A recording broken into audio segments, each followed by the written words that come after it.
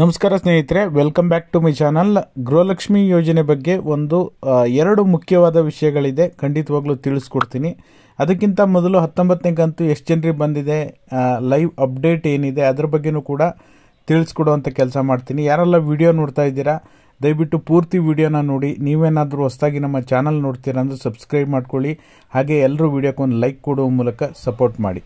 ಮೊದಲನೇದಾಗಿ ಗೃಹಲಕ್ಷ್ಮಿ ಯೋಜನೆಯ 19ನೇ ಕಂತು ಒಳ್ಳೆ ಬೆಳವಣಿಗೆ ಅಂತಲೇ ಹೇಳ್ಬೋದು. ಎರಡನೇ ಹಂತದಲ್ಲಿ ಬಿಡುಗಡೆ ಆದ ನಂತರ ಅಂದರೆ ಮೇ 24ನೇ ತಾರೀಕು ಬಿಡುಗಡೆ ಆದ ನಂತರ ಏನು 50% ಮೇ 24ವರೆಗೂ ಚೆಕ್ ಮಾಡಿದಾಗ 50% ಜನರಿಗೆ ಮಾತ್ರ ಹಣ ಜಮಾ ಆಗಿದೆ ಅಂತ ಕಮ್ಯುನಿಟಿ ಪೋಸ್ಟಲ್ಲಿ ವೋಟ್ ಮಾಡ್ತಾ ಇದ್ರು, ಅಷ್ಟೇ ತೋರಿಸ್ತಾ ಇತ್ತು. ಬಟ್ ಇವತ್ತು ಬೆಳಗ್ಗೆ ಕೂಡ ನಾನು ಕಮ್ಯುನಿಟಿ ಪೋಸ್ಟ್ ಹಾಕಿದ್ದೆ, ನಿಮಗೆ 19ನೇ ಕಂತು ಜಮಾ ಆಗಿದೆಯಾ ಅಂತ.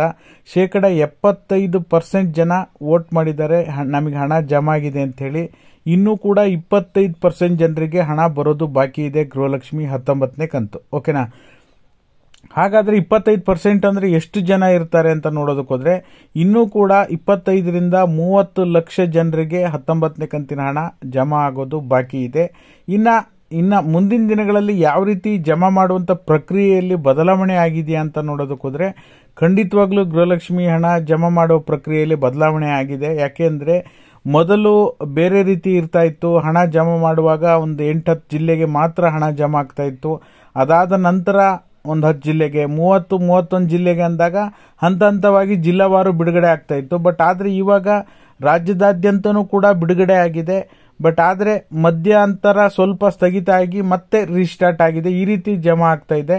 ಬಟ್ ಎಲ್ಲೋ ಒಂದು ಕಡೆ ಜಮಾ ಮಾಡುವಂಥ ಪ್ರಕ್ರಿಯೆಯಲ್ಲಿ ಸ್ವಲ್ಪ ಬದಲಾವಣೆ ಅಂತೂ ಖಂಡಿತವಾಗ್ಲೂ ಆಗ್ತಾ ಇದೆ. ಯಾಕೆಂದರೆ ಎಲ್ಲ ಜಿಲ್ಲೆಗಳಲ್ಲೂ ಒಂದಿಷ್ಟು ಜನರಿಗೆ ಬಂದಿದೆ, ಒಂದಿಷ್ಟು ಜನರಿಗೆ ಬಂದಿಲ್ಲ, ಈ ರೀತಿ ಆಗಿದೆ. ಎಲ್ಲೋ ಒಂದು ಕಡೆ ಮಾರ್ಪಾಡುಗಳನ್ನು ಮಾಡ್ತಾ ಇದ್ದಾರೆ. 1 ಅಥವಾ 2 ದಿನದಲ್ಲಿ ಗೃಹಲಕ್ಷ್ಮಿ ಯೋಜನೆ ಹಣ ಮುಂದಿನ ದಿನಗಳಲ್ಲಿ ಜಮಾ ಶುರು ಆದರೆ 2 ದಿನ 3 ದಿನದಲ್ಲಿ ಜಮಾ ಮಾಡುವಂತಹ ಸಿಸ್ಟಮನ್ನು ತರುವ ಉದ್ದೇಶಕ್ಕಾಗಿ ಮಾಡ್ತಾ ಇರ್ಬೋದು. ಹಾಗಾಗಿ ಇದೊಂದು ಒಳ್ಳೆ ಬೆಳವಣಿಗೆ ಅಂತ ಹೇಳ್ಬೋದು. ಇನ್ನೊಂದು ಇಂಪಾರ್ಟೆಂಟ್ ಇನ್ಫಾರ್ಮೇಷನ್ ಏನಪ್ಪ ಅಂದರೆ, ನಿಮಗೆ ಗೃಹಲಕ್ಷ್ಮಿ ಹಣ ಮೆಸೇಜ್ ಬರೋದಿಲ್ಲ, ಹಣ ಬಂದಿದೆಯೋ ಇಲ್ವೋ ಅಂತ ಚೆಕ್ ಮಾಡಬೇಕಾಗಿರುತ್ತೆ. ಬಟ್ ಆದರೆ ನಿಮ್ಮ ಹತ್ರ ಯಾವುದೇ ಮೊಬೈಲ್ ಅಪ್ಲಿಕೇಶನ್ ಇರೋದಿಲ್ಲ, ನೆಟ್ ಬ್ಯಾಂಕಿಂಗ್ ಇರೋದಿಲ್ಲ.